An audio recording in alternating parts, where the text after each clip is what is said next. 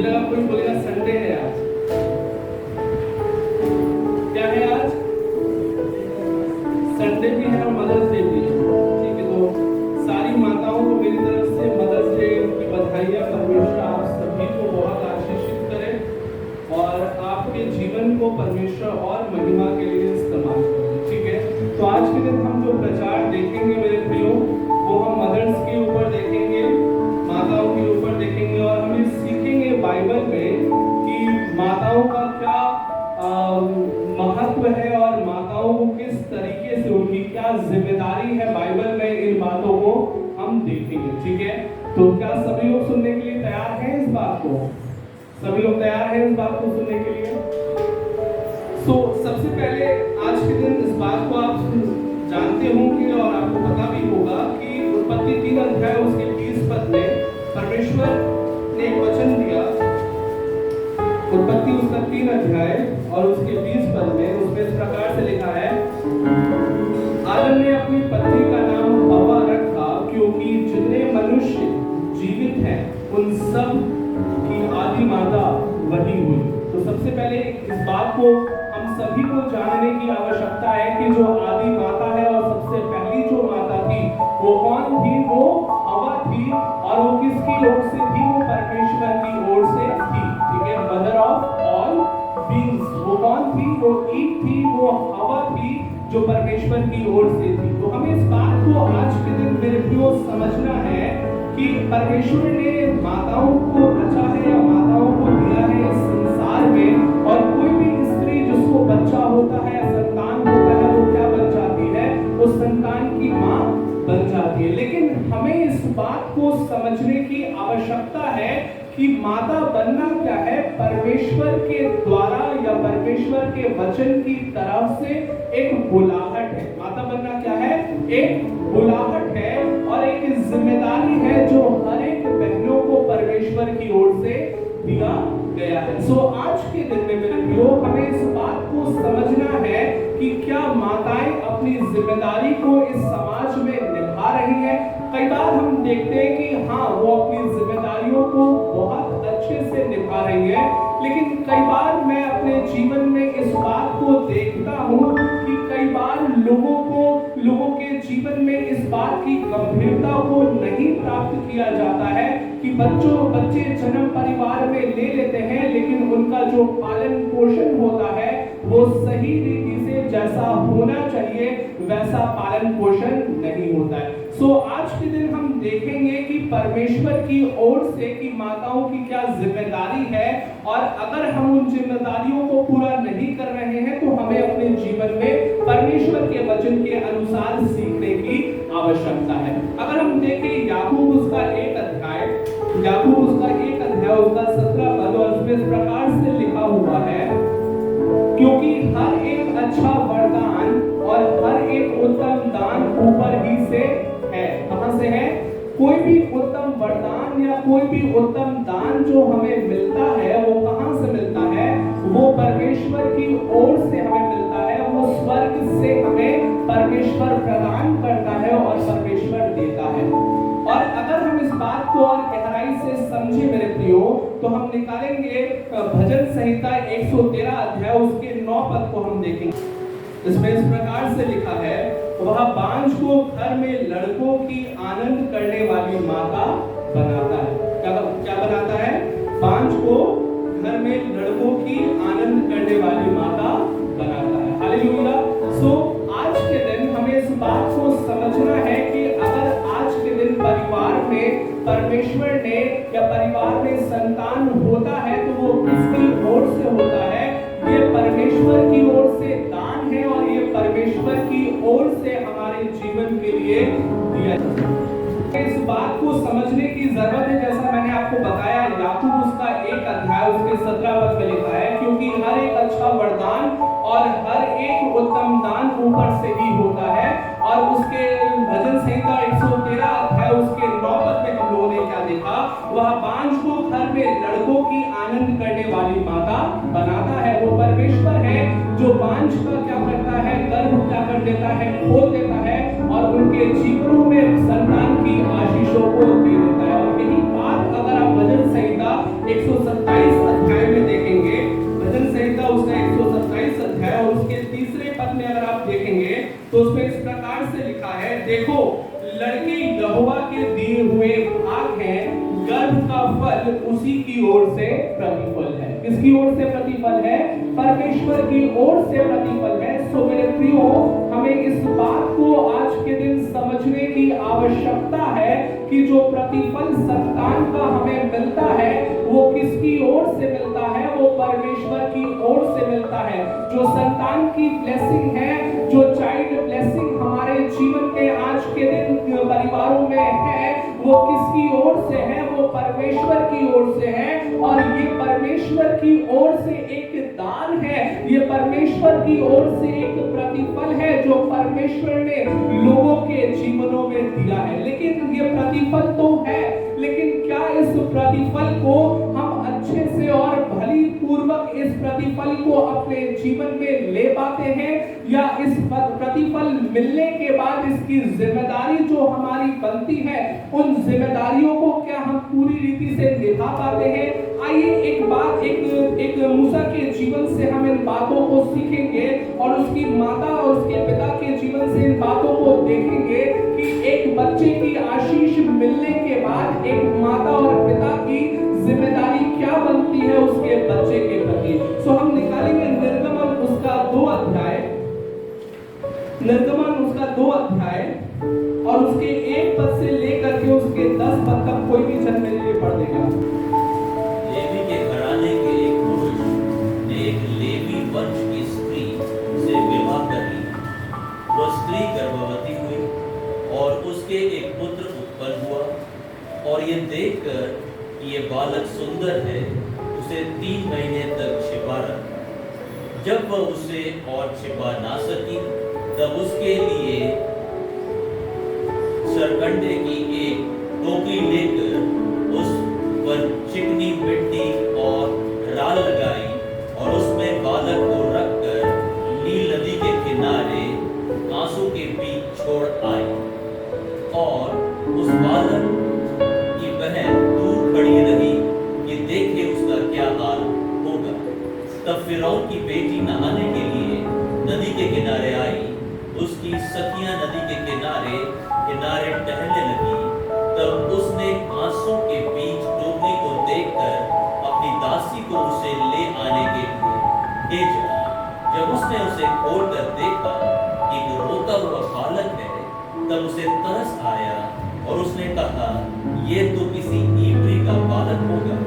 तब बालक की बहन ने फिरौन की बेटी से कहा, क्या मैं जाकर इब्री स्त्रियों में से किसी भाई को तेरे पास बुला ले आऊं, जो तेरे लिए बालक को दूध पिलाया करे? फिरौन की बेटी ने कहा, जा। तब लड़की जाकर बालक की माता को बुला ले आई।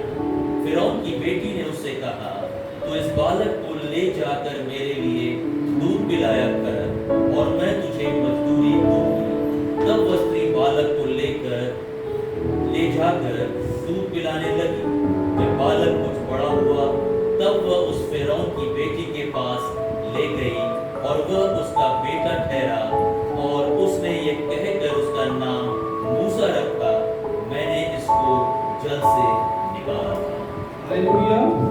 तो यहाँ पे मेरे प्रियो हम मूसा के बारे में सुन रहे हैं और हम सभी ने मूसा के विषय में बहुत सी अन्य बातों को, उसकी सेवकाई को, उसकी बुलाहट को, परमेश्वर के द्वारा उसकी बुलाहट को हम सभी ने सुना होगा।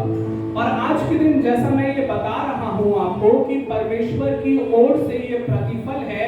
किसी भी परिवार में संतान की जो आशीष होती है या बच्चों का होना या बच्चे का जन्म लेना, ये परमेश्वर की ओर से प्रतिफल है।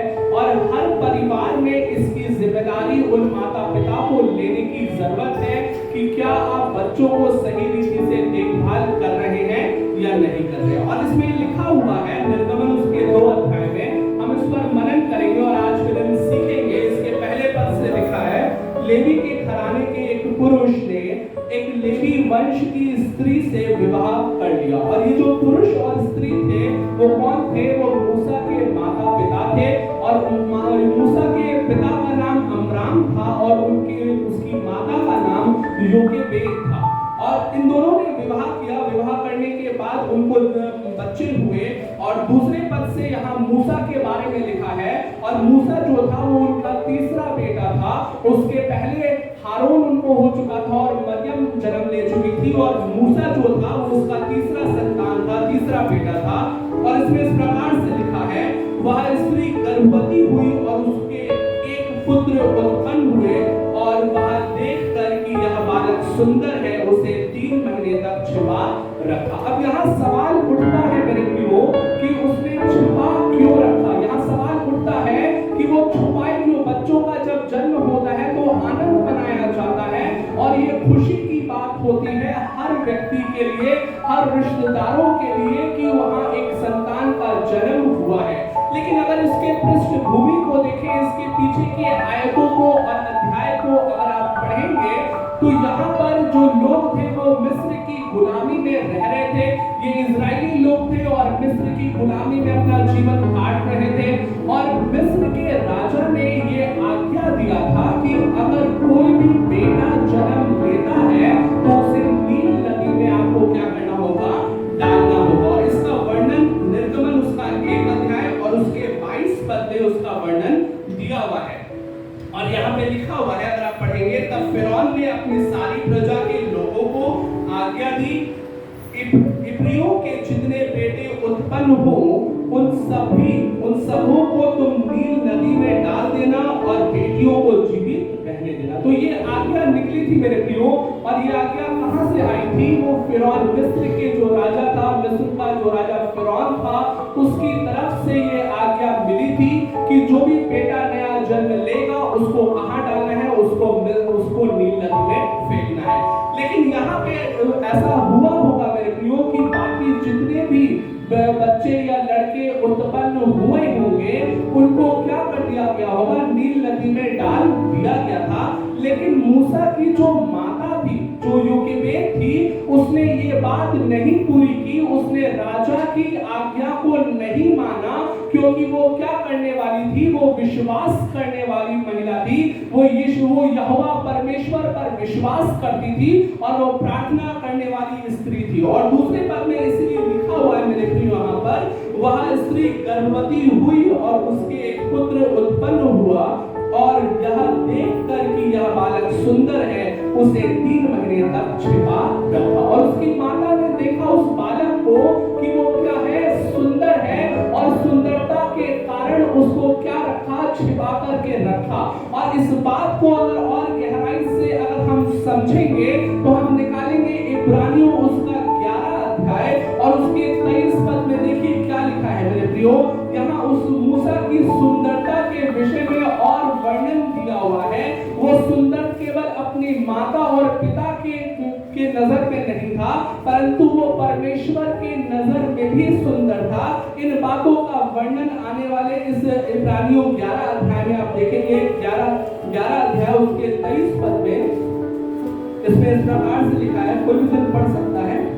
विश्वास ही से मूसा के माता पिता ने उसको उत्पन्न होने के बाद 3 महीने तक छिपा रखा, क्योंकि उन्होंने देखा कि बालक सुंदर है और वे राजा की आज्ञा से नहीं। यहाँ पे लिखा है किसके द्वारा उन्होंने उस बालक को छुपा रखा। जो छुपाने का जो कारण था, वो पहला कारण क्या था मेरे प्रियो, कि उन्होंने विश्वास रखा। और किस पर विश्वास रखा? उसने परमेश्वर पर विश्वास रखा।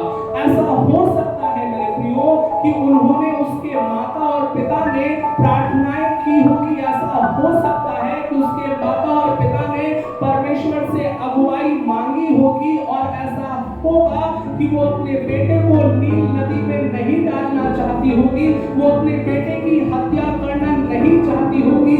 और इसीलिए उसने उस बालक को, उस बेटे को, मूसा को, जब वो बालक था उसने छुपा करके रखा। ऐसा होता है मेरे प्रियो कि जब बच्चे छोटे होते हैं, 1 महीने 2 महीने के, तब उनको छुपा करके रखा जा सकता है। लेकिन जब वो थोड़े बड़े होने लगते हैं, वो रोने लगते हैं और अन्य कारण होता है जिसकी वजह से उनको छुपाना संभव नहीं हो सकता। इसलिए उन्होंने 3 महीने के बाद क्या किया, उनको नील नदी में वापस डाल दिया। और इसमें लिखा हुआ अगर आप देखेंगे प्रेरितों का काम उसका 7 अध्याय और उसके 20 पद को अगर आप देखेंगे तो उसमें इस प्रकार से लिखा है, उस समय मूसा का जन्म हुआ और वह परमेश्वर की दृष्टि में भी बहुत सुंदर था और वह 3 महीने तक अपने पिता के घर में पाला गया। और मूसा के विषय में ये लिखा हुआ है प्रेरितों 7 अध्याय उसके 20 पद में कि केवल उसके माता और उसके पिता की दृष्टि में वो सुंदर नहीं था, परंतु वो परमेश्वर की दृष्टि में भी सुंदर था। और इसका मतलब क्या होता है कि परमेश्वर की दृष्टि में सुंदर होना, परमेश्वर की दृष्टि में सुंदर होने का मतलब कि परमेश्वर का जो गुण होता है उस बालक के अंदर दिखने लगा। परमेश्वर का जो चरित्र होता है उस परमेश्वर का चरित्र उस बालक में दिखने लगता है और उस परमेश्वर का गुण और उसका चरित्र ही उसकी सुंदरता का कारण होता है। मेरे प्रियो, यहाँ किसी शारीरिक सुंदरता की बात नहीं हो रही है, परंतु यहाँ पे परमेश्वरत्व की बात हो रही है। और यहाँ जो सुंदरता है उस सुंदरता का मतलब है कि परमेश्वर की महिमा। हो सकता है कि उस बालक मूसा के जीवन में उसके माता पिता ने देखा होगा और उसी के विषय में यहाँ प्रेरितों के काम में भी लिखा है, उस समय मूसा का जन्म हुआ और वह परमेश्वर की दृष्टि में बहुत ही सुंदर था। और आप ये जानते होंगे मेरे प्रियो कि उसकी सुंदरता का जो प्रमाण है वो बाइबल देती है। और वो बाइबल कैसे देती है? बाइबल में लिखा है कि मूसा इस पृथ्वी पर सबसे नम्र व्यक्ति था। उसकी सुंदरता का जो प्रमाण था, उसकी सुंदरता उसकी नम्रता के द्वारा दिखाई गई थी।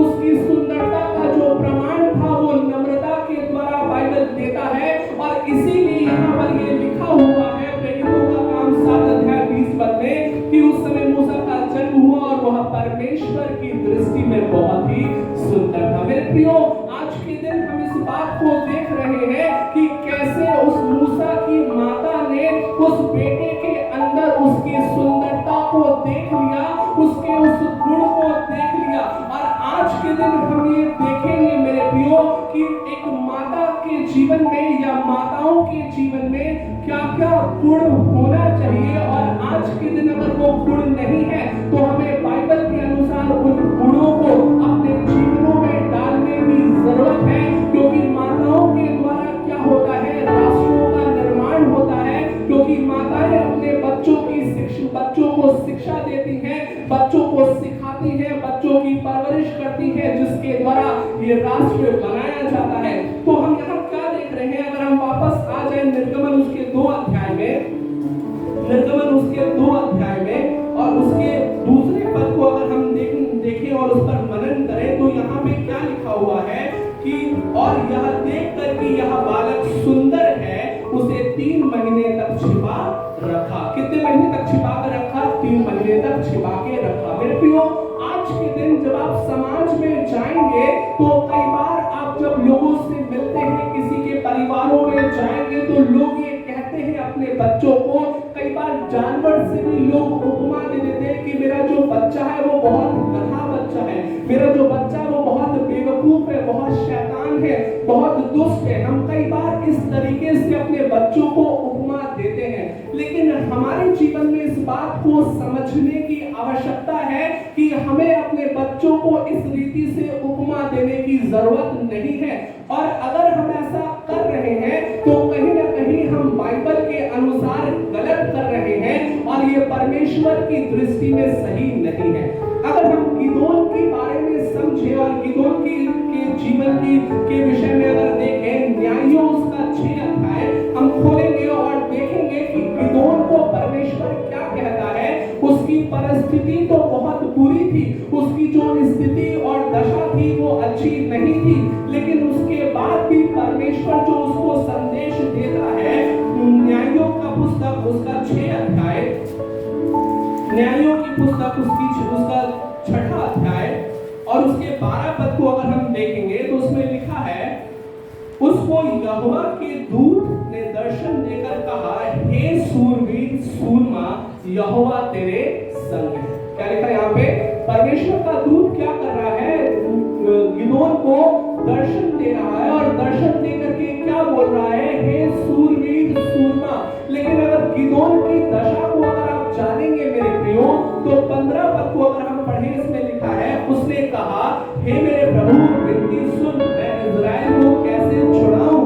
देख मेरा कुशल मन से में सबसे कंगाल है, फिर मैं अपने पिता के घराने में सबसे छोटा हूँ। अब जो गिदोन की जो दशा थी, वो कैसी दशा थी मेरे प्रियो? वो कंगालीपन में था और वो सबसे छोटा था। उसकी दशा और उसकी स्थिति बहुत अच्छी नहीं थी।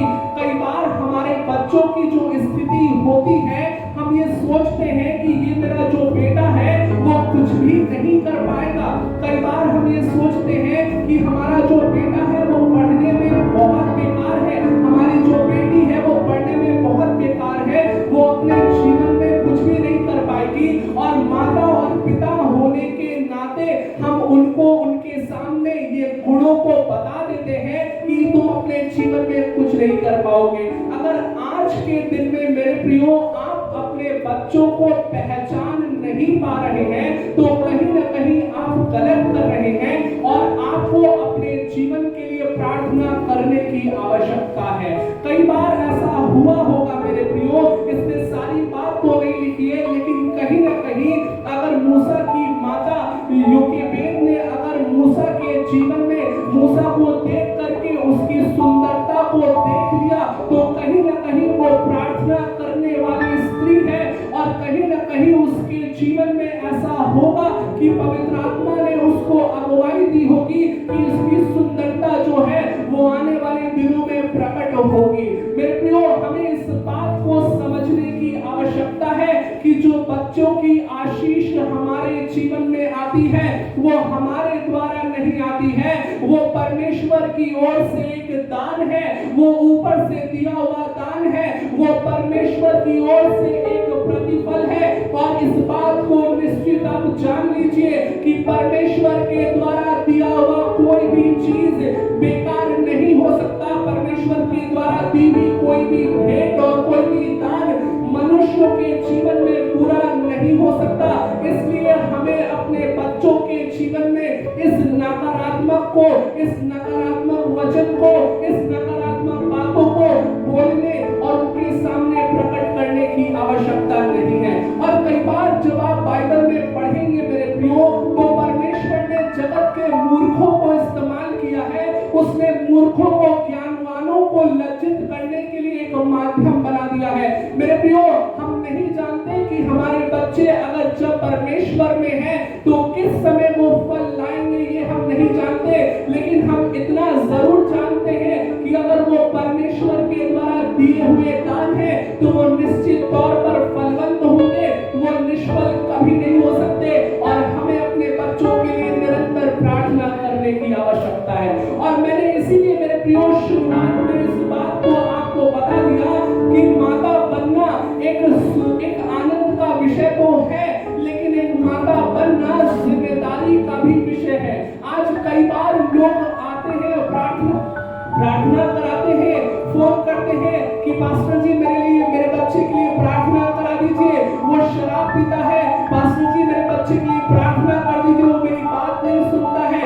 कई बार हम अपने जीवन में इन कंप्लेंट्स को करते हैं, इन शिकायतों को करते हैं, लेकिन इसका जो कारण, एक कारण होता है, वो ये होता है मेरे प्रियो कि हम अपने बच्चों को शुरू से समझ नहीं पाते और शुरू से हम उनको कोसते रहते हैं, शुरू से हम उनको बुरा भला कहते रहते हैं, शुरू से हम उनकी कमियों को उनको बताते रहते हैं और मानो इस प्रकार से बताते रहते हैं कि उनकी कमी उनके अच्छाइयों को दबा देती है और उनकी अच्छाइयों को कभी दिखने नहीं देती है। मेरे प्रियो, हम माता पिता होने के नाते अपने बच्चों को हमें मोटिवेट करना है, लेकिन अगर हमें आपको इसकी असलियत बताऊं, न्यायों की पुस्तक उसके 6 अध्याय, गिदोन के परिवार में ही ये परिस्थिति थी। लोगों ने बोला, अपने मुंह से बोला कि मैं कंगाल हूँ, तुम कंगाल हो। बच्चे इस बात को अपने जीवन में एक दिन बोलने लगेंगे जो आप उनको सिखाएंगे। अगर आप उनको मूर्ख बोलेंगे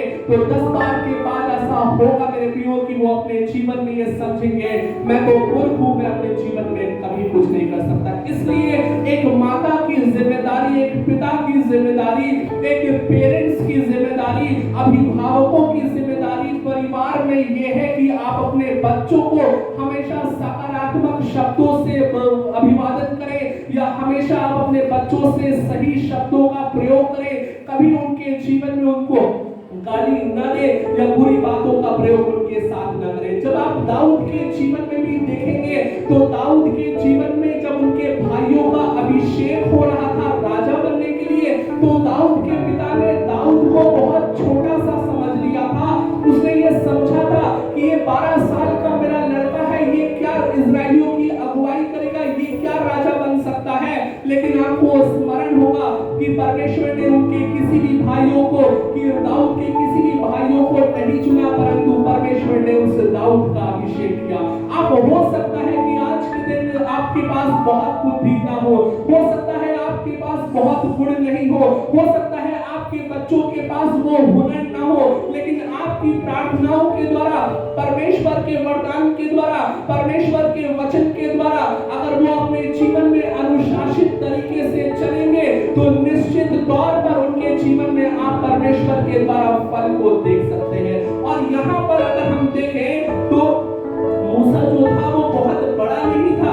मूसा का जो जन्म हुआ था वो 1-2 महीने का ही था, मात्र आप कह सकते 3 महीने का। लेकिन उसकी माता के जीवन में जो खूबी थी वो ये थी कि वो अपने बेटे को समझ पाई। कई बार मेरे प्रियो हमारे जीवन में ऐसा होता है कि हम अपने बच्चों को समझ नहीं पाते। कई बार ऐसा होता है कि हम अपने बच्चों को समय नहीं देते। कई बार ऐसा होता है कि हम अपने बच्चों से बातचीत नहीं करते।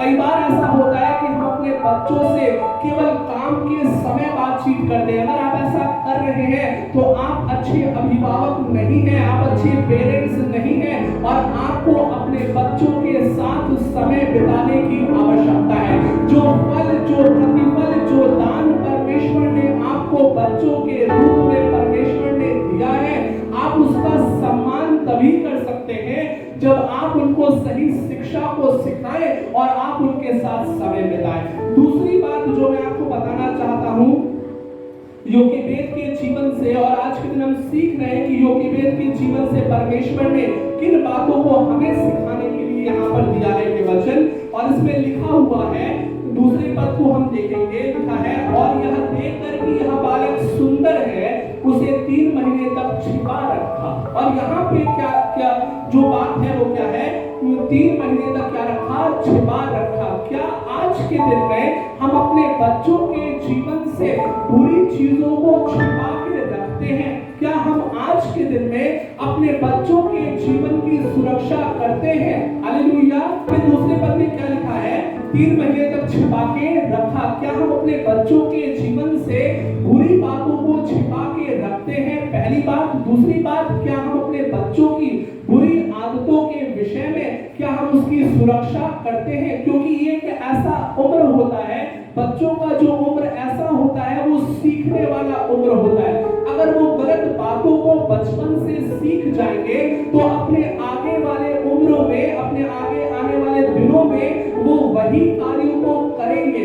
लेकिन जब एक माता पिता अपने बच्चों को सही शिक्षा देंगे, उनकी सुरक्षा करेंगे बुरी बातों से, तो आगे चल करके उनके जीवन में कोई भी बुराई को आप नहीं पाएंगे। कई बार ऐसा होता है मेरे प्रियो कि परिवार में माता पिता बच्चों के सामने लड़ाई झगड़े करने लगते हैं। कई बार ऐसा होता है मारपीट भी होने लगती है। कई बार ऐसा होता है गाली गलौज होने लगती है। कई बार ऐसा होता है कि जो नहीं बोलना चाहिए वो हम बोल देते हैं परिवार में बच्चों के सामने।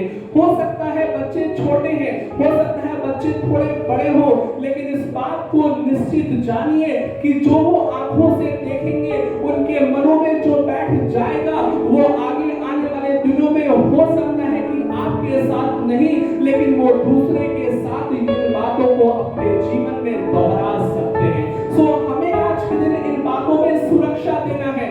हमारा चाल चलन हमारे बच्चों के चाल चलन को डिफाइन करता है। हम कैसे चलते हैं, हम कैसे उठते हैं, हम कैसे बैठते हैं, हम कैसा सोचते हैं, हम क्या बोलते हैं, हम कैसी मनसा रखते हैं, ये सारी बातें हमारे बच्चों के चरित्र को डिफाइन करता है। क्योंकि एक माता और पिता ही बच्चों का सबसे पहला शिक्षक होता है, उससे पहले कोई नहीं होता है। सो मेरे प्रियो, क्या आप अपने बच्चों की सुरक्षा कर रहे हैं, उनके चरित्र की सुरक्षा कर रहे हैं, उनके जीवन में उनकी सोच की, बुरी सोच की सुरक्षा कर रहे हैं। और ये सारी बातें आप कैसे कर सकते हैं? अगर आज के दिन में आप अच्छे अभिभावक हैं तो आप निश्चित तौर पर इन बातों पर ध्यान रखेंगे। कई बार हम अपने जीवन में इस बात को देखते होंगे कि टीवी में हम गंदी फिल्म चला करके देखते हैं, उसमें गलत सीन्स को देखते हैं, या संसारिक मूवी देखते हैं, संसारिक रिंगटोन अपने फोन में लगाते हैं।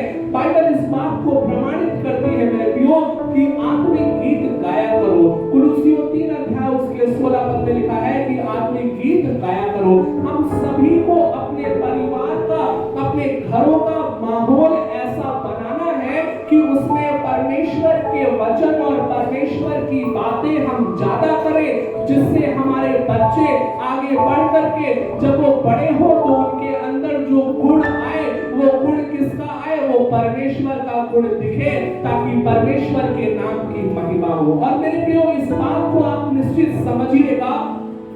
आप विश्वासी होने के नाते ऐसा सोचते होंगे कि मेरे बच्चे सेवा करें। आप विश्वासी होने के नाते ऐसा सोचते होंगे कि परमेश्वर मेरे बच्चों को इस्तेमाल करे। लेकिन इस्तेमाल करना, सेवा करना, इसकी शुरुआत, इसकी तैयारी बचपने से होती है, बड़े होकर के नहीं होती है। हमें इस बात को समझने की आवश्यकता है कि मूसा के जीवन के बारे में सभी लोग जानते होंगे कि मूसा ने परमेश्वर के लिए, परमेश्वर की कैसी बड़ी सेवकाई को किया है और कितने बड़ी योजना को मूसा ने पूरा किया है। और उसकी शुरुआत कहां से हो गई? उसकी शुरुआत उसके माता के परवरिश से शुरू हो गई। आप अपने जीवन में इस बात को समझिए। एक माता जो वचन में भरी हुई है, वचन से भरी हुई है, वो अपने बेटे को वचन आधारित ही परवरिश देगी। सो अगर मैं इस बात को आपसे कह रहा हूं कि एक माता होना एक जिम्मेदारी है, तो मैं आपसे ये भी बता रहा हूं कि अगर आपका प्रार्थना का जीवन नहीं है तो आप जिम्मेदारी को नहीं निभा रहे हैं। हालेलुया। अगर आपका जीवन वचन से भरा हुआ नहीं है तो आप जिम्मेदारी को नहीं निभा रहे हैं। जिसके हृदय में वचन अधिकाई से नहीं बस रहा है, वो अपने बच्चों की अगुवाई अधिकाई से नहीं कर सकता, वो अपने बच्चों के जीवन में अधिकाई से अपनी परवरिश को नहीं डाल सकता, वो अपने महत्व को, अपनी जिम्मेदारी को अपने जीवन में कभी भी महसूस नहीं कर सकता। सो मेरे प्रियो, अगर आप लोग ऐसे हैं जो प्रार्थनाओं को महत्व नहीं देते, तो निश्चित इस बात को अपने बाइबल में लिख लीजिए कि मेरे आने वाली जो पीढ़ी है, हो सकता है कि मूर्ति पूजा करेगी। अपनी बाइबल में इस बात को लिख लीजिए कि अगर आप आज के दिन बाइबल के वचनों को अधिकाई से ध्यान नहीं दे रहे हैं, तो अपनी बाइबल में इस बात को लिख लीजिए कि मेरे आने वाली जो पीढ़ी है वो परमेश्वर को भूल सकती है, वो परमेश्वर को नजरअंदाज कर सकती है, वो संसारिकता में जाकर के परमेश्वर पर विश्वास कर सकती है और अपने जीवन को मूसा के समान अपने जीवन को कभी नहीं बना सकती। इस बात को अपनी डायरी में या अपने बाइबल में लिख लीजिए। और अगर इस बात को मैं आपसे कह रहा हूं तो मेरा ये अनुभव है, इसलिए मैं आपसे इस बात को कह रहा हूं क्योंकि मैंने बहुत ऐसे परिवारों को देखा है मेरे प्रियो, जो परमेश्वर में 10 साल से विश्वास कर रहे हैं, जो परमेश्वर में 15 सालों से विश्वास कर रहे हैं, लेकिन उनका अंत ये होता है कि परिवार का विभाजन हो जाता है। उनका अंत ये होता है कि उनके आने वाली जो पीढ़ी है वो मूर्ति पूजा करने लगती है। उनका जो अंत ये होता है कि वो अपने जीवन में परमेश्वर के महत्व को नहीं समझ पाते और जो बुलाहट परमेश्वर ने उनके जीवन में दी है उनसे वो भटक जाते हैं। और इसके आगे अगर हम पढ़े और मनन करें तीसरे पद में, निर्गमन 2 अध्याय उसके तीसरे पद में इस प्रकार से लिखा है, तब वहां उसे और छिपा न सकी, तब उसके लिए सरकंडों की एक टोकरी लेकर उस पर चिकनी मिट्टी और राल लगाई और उसने बालक को रखकर नील नदी के किनारे कांसों के बीच छोड़ा। और यहाँ पे देखिए एक दुख भरी बात है। दुख भरी बात यह है कि वो अपने बेटे को किसी रीति से खोना नहीं चाहती है। वो अपने बेटे को, वो मूसा को किसी रीति से नील नदी में डालना नहीं चाहती है। इसके लिए उसने कितने प्रयोजन किए, उसने बहुत अच्छे से उसको सारी प्रतिक्रिया को किया आप तीसरे पद में पढ़ सकते हैं। और जब उसने इस प्रतिक्रिया को किया तो चौथे पद में लिखा है उस बालक की बहन दूर खड़ी रही कि देखे उसका क्या हाल होगा। तब फिरौन की बेटी नहाने के लिए नदी के किनारे आई, उसकी सखियां नदी के किनारे टहलने लगी। तब उसने कांसों के बीच टोकरी को देकर अपनी दासी को उसे ले आने के लिए भेजा। अर्थात जब उसने प्रयोजन किया, जब उसने योजना बनाई तो क्या हुआ, उसका बेटा जो था वो डूब करके मर नहीं गया। बहुत से ऐसे बालक होंगे जिनके जो माता पिता ने उनको नील नदी में डाल दिया होगा, उनका अंत हो गया होगा, वे मर गए होंगे। लेकिन मूसा के जीवन में उसकी माता की बुद्धिमानी, उसके माता का विश्वास परमेश्वर पर, उसके माता की अगुवाई ने उस मूसा को बचा लिया और किसके हाथों दे दिया, उस फिरौन की बेटी के हाथों में वो चला गया। और आज के दिन में इसके विषय में अगर हम समझें तो मूसा की माता ने क्या किया, अपने बेटे के लिए प्रयास किया। मूसा की माता ने अपने बेटे के लिए क्या किया, योजना बनाई कि मेरा जो बेटा है मैं नहीं चाहती कि वो मरे। परिस्थिति जो थी वो गुलामी की थी मेरे प्रियो। परिस्थिति तो ये थी कि अगर पता चल जाता कि मूसा है और मूसा की माता उस बालक को जन्म देकर रखी हुई है तो मूसा के माता पिता को मार दिया जाता। फिरौन जो था वो मृत्यु दंड दे सकता था, लेकिन इसके बावजूद उन्होंने क्या किया, परमेश्वर पर विश्वास किया।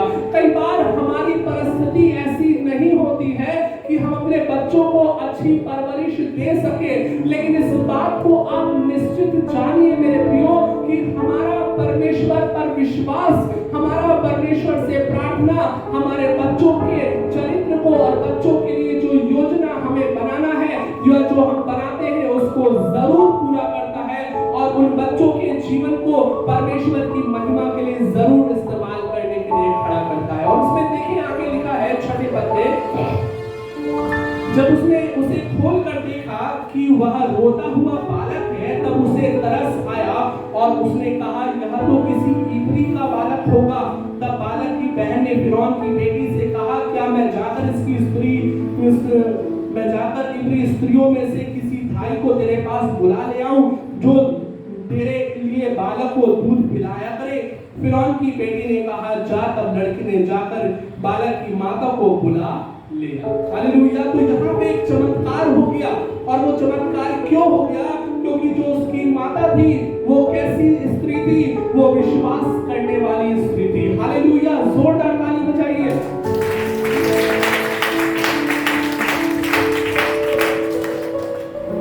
तो यहाँ पर आप देख रहे हैं कि क्या हो गया, परमेश्वर ने एक चमत्कार कर दिया मूसा के जीवन में। और ये चमत्कार कैसे हुआ, क्योंकि उसकी माता ने बार बार क्या किया, प्रयास किया।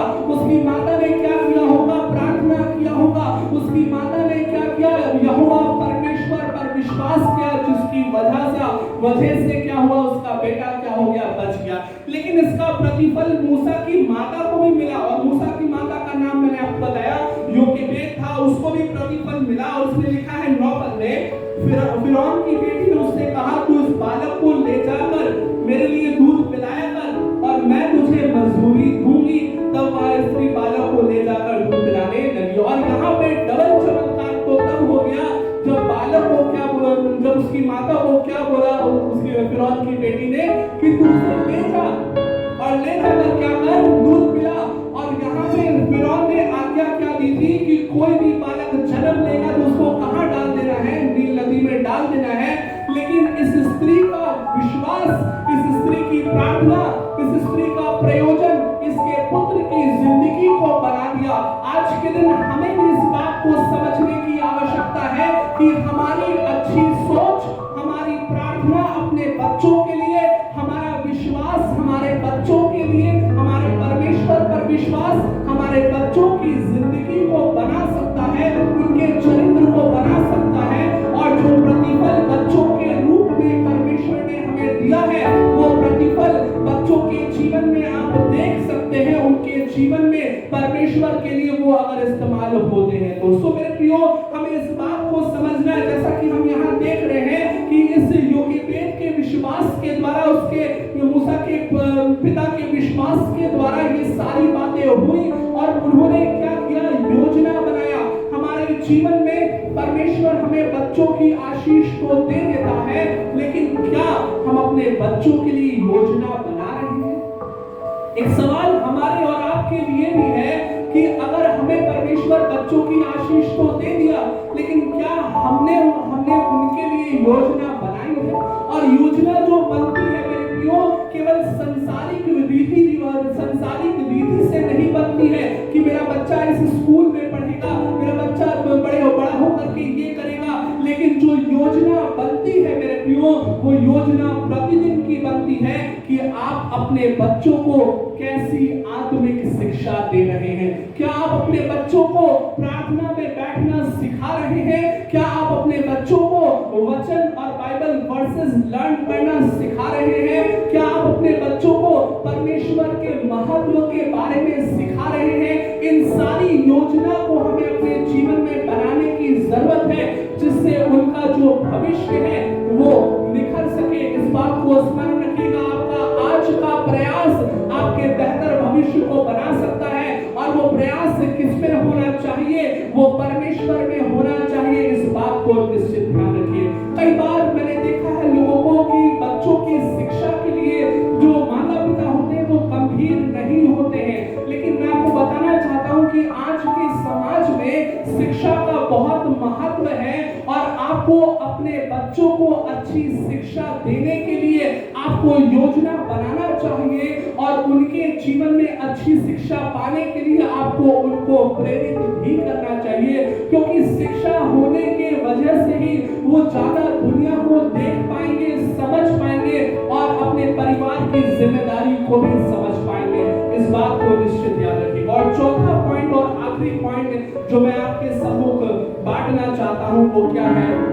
इसमें लिखा है 9वें पद में, फिरौन की बेटी ने उससे कहा, तू इस बालक को ले जाकर मेरे लिए दूध पिलाया कर, और मैं तुझे मजदूरी दूंगी। तब वह स्त्री बालक को ले जाकर दूध पिलाने लगी, और निश्चित तौर पर उसने क्या किया? उसके शारीरिक भरण पोषण के लिए उसने दूध पिलाया या रोटी खिलाई, खाना खिलाया, जो भी किया, लेकिन इसके पश्चात उसने इन बातों को उसके हृदय में एक भय को, परमेश्वर के भय को भी उसने डाल दिया।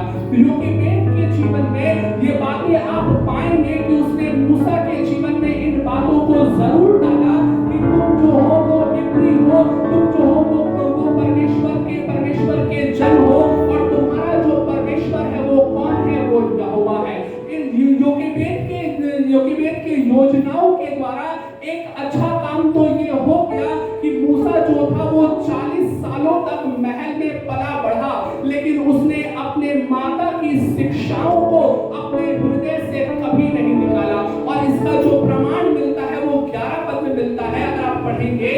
ऐसा हुआ कि जब मूसा जवान हुआ और बाहर अपने भाई बंधुओं के पास जाकर उनके दुखों पर दृष्टि करने लगा, तब उसने देखा कि एक मिस्री जन उसके एक इब्री भाई को मार रहा है। उधर जाकर उसने इधर उधर देखा कि कोई नहीं है, तो उस मिस्री को मार डाला और बालूक में छिपा दिया। अर्थात मूसा ने ऐसा क्यों किया? जब वो बड़ा हुआ तो उसने इब्री लोगों का साथ क्यों दिया? उसने यहूदियों का साथ क्यों दिया? उसने यहोवा के लोगों का साथ क्यों दिया? क्योंकि उसकी माता ने उसको शिक्षा दिया था कि तुम्हारा जो परमेश्वर है वो कौन है? यहोवा है, और तुम्हारे जो भाई बंधु हैं वो कौन है? वो इब्री है। सो आज के दिन में इस बात को आप निश्चित जानिए कि क्या आप अपने बच्चों को वचन की शिक्षा दे रहे हैं? क्या आप अपने बच्चों को परमेश्वर के भय में चलना सिखा रहे हैं? क्या आप अपने बच्चों के जीवन में परमेश्वर की शिक्षा को दे रहे हैं? इस बात को निश्चित जानिए। अगर आपके परिवार में बैठ करके पंचायत होता है, ठट्ठेबाजी होती है, झूठ बोलना होता है, गाली देना होता है, तो आपके बच्चे परमेश्वर की शिक्षा में कभी नहीं बढ़ सकते। और इस बात को आप अपने हृदय में बैठा लीजिए कि जब तक आपका जीवन संसारिकपन से नहीं हटेगा, तब तक आप और आपके बच्चे परमेश्वर की शिक्षा में नहीं बढ़ेंगे। एक चीज मुझे इस पूरे अध्याय में और इस पूरे चैप्टर और वर्सेस में मिलती है कि योकेबेद जो थी वो अपने बच्चे को बचाने के लिए, उसका शारीरिक भरण पोषण करने के लिए, आत्मिक पोषण देने के लिए पूरी तरीके से तत्पर थी। और जितना भी उसको मौका मिला वो उसने भरपूर और भरसक प्रयास किया कि वो अपने बच्चे को क्या कर सके, आत्मिक रूप से पोषित कर सके। और आप इस बात को जानते होंगे कि मूसा ने परमेश्वर के लिए कितनी बड़ी सेवकाई को किया, और मूसा ही वो कारण था जिसकी वजह से जितने इजरायली लोग थे वो मिस्र छोड़ करके, मिस्र की गुलामी से निकल करके वो अब प्रतिज्ञा के देश में आने पाए। वो उसका कारण कौन था? मूसा की माता थी, और मूसा के माता की शिक्षा थी। मूसा ने सेवकाई किया, मूसा परमेश्वर के पीछे चला, मूसा ने अपने इब्री भाइयों का साथ दिया। उसका कारण कौन था? उसका कारण उसकी माता थी, जिसकी शिक्षा, जिसका विश्वास, जिसका सही विश्वास, जिसका सही शिक्षा और जिसकी प्रार्थना मूसा के जीवन में, मूसा के जीवन को परमेश्वर की सेवा के लिए इस्तेमाल कर गया। लेकिन मेरे प्रियो, क्या हम ऐसे माता पिता बन रहे हैं? इस बात को निश्चित जानिए कि जब बच्चे आपके छोटे हैं तभी से आपको उनको शिक्षा देनी है। नीति वचन उसका 22 अध्याय उसका 6 पद, नीति वचन उसका 22 अध्याय उसका 6 पद, इसमें इस प्रकार से लिखा है, लड़के को उसी मार्ग की शिक्षा दे जिसमें उसको चलना चाहिए, और वह बुढ़ापे में भी उससे न हटेगा। और यहाँ पे किसके विषय में लिखा है? लड़के को का मतलब क्या है कि जब वो छोटा है, जब वो बालक है, अगर जब आप अपने बच्चों को जब वो छोटे हैं तब शिक्षा नहीं दे रहे हैं तो ये उम्मीद बिल्कुल भी मत करिए कि जब वो बड़े होंगे तो वो आपको सही तरीके से रखेंगे। आपकी ये जिम्मेदारी है कि लड़कों को किस मार्ग की शिक्षा देनी है। जब वो बच्चे हैं तब आपको परमेश्वर की शिक्षा देनी है, और जिस मार्ग में उनको चलना है उसकी शिक्षा उनको देने की आवश्यकता है। तब वो जब बड़े होंगे, बूढ़े होंगे, तब भी उस शिक्षा से नहीं हटेंगे और नहीं करेंगे। मेरे प्रियो, क्या हम इन बातों को अपने जीवन में पूरा कर रहे हैं? व्यवस्था विवरण उसका 11 अध्याय उसके 19 पद में देखिए क्या लिखा हुआ है।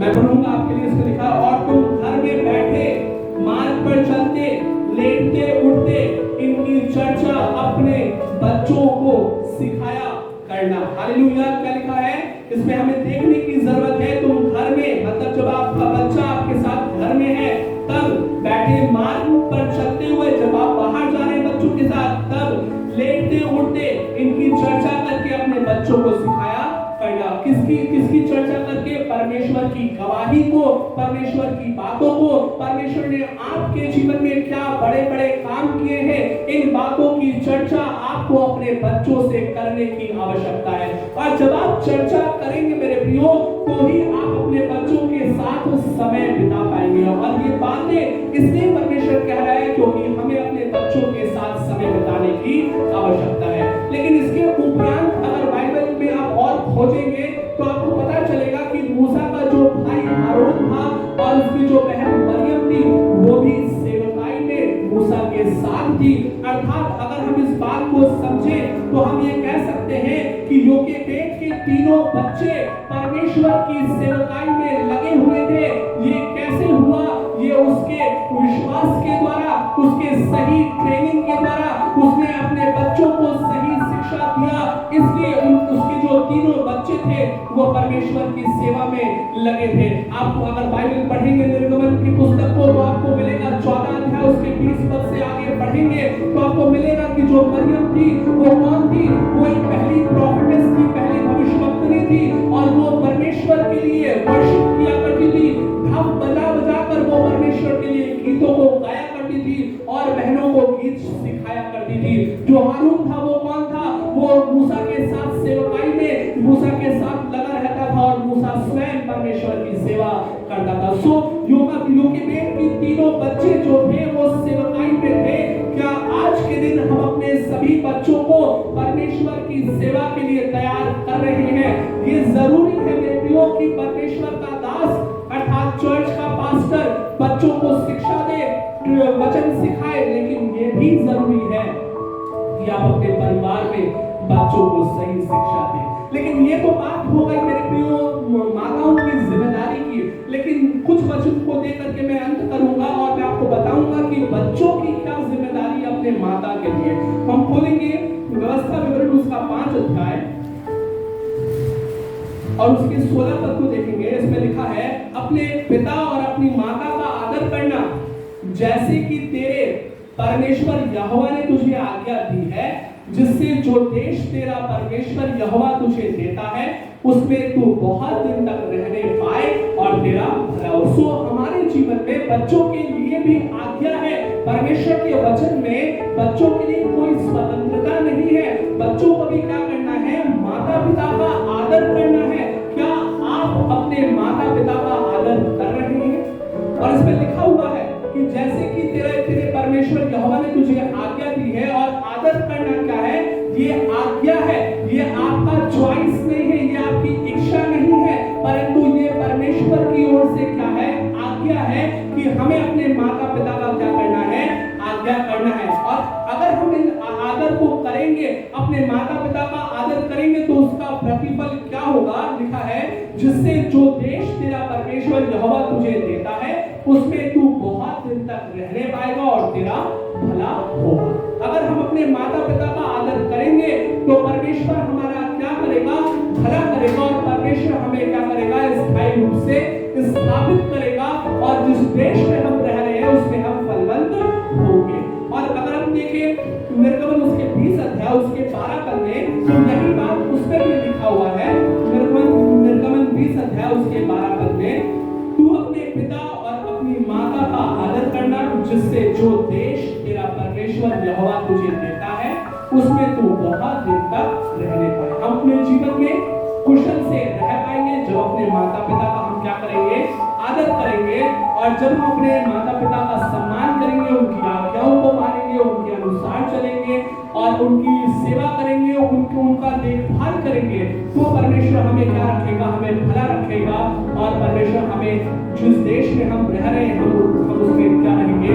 स्थापित रहेंगे। इस बात को निश्चित जानिए कि आपको अपने माँ बाप का उनके बुढ़ापे में उनका लाठी बनना है, उनका देखभाल करना है और उनकी सेवा करना है। ये हर एक बच्चों के लिए क्या है?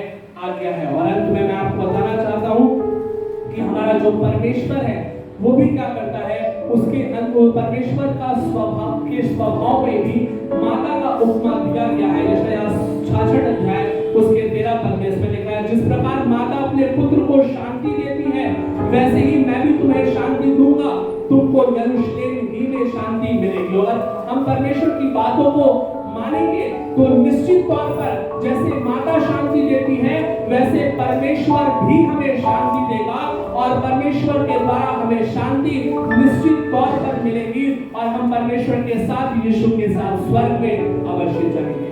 आमीन।